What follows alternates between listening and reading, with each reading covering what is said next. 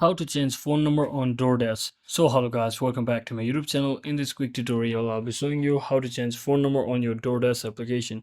So first, just head over to your Play Store and just download and install. And make sure you have already logged into account.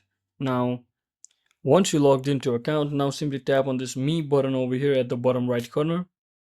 And simply scroll all the way down until you see the option called Manage Account under Account Settings. Simply tap on this. And here you should see your phone number, so you can basically change it by simply tapping on that number.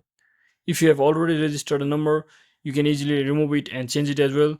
But if you haven't already, you need to verify your phone number, so it will basically send you a 6-digit code and simply verify your phone number from there.